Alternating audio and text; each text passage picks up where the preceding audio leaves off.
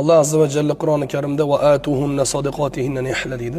Ayollarga mahrlarini rozi bo'lib bering. Nihlani ma'nosi rozi bo'lib bering, mamnuniyat bilan bering, ko'ngildan chiqarib, ya'ni mamnun bo'lgan holatda, rozi bo'lgan holatda og'rinmasdan bering. Ma'nolarini ham ifodalaydi deydi ulamolar.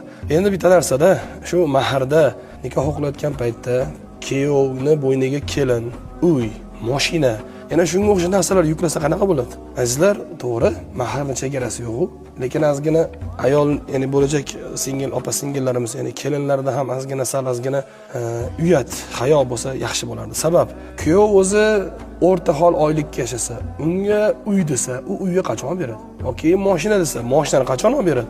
U uy olib beradimi, yo mashina olib beradimi, yo mahrini to'laydimi yoki oilani boqadimi? Qaysi birini qiladi axir?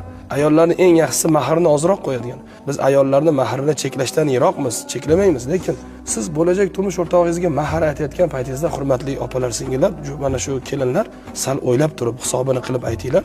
Otalar, biz o'rgataylik qizlarimizga, ta'limini beraylik.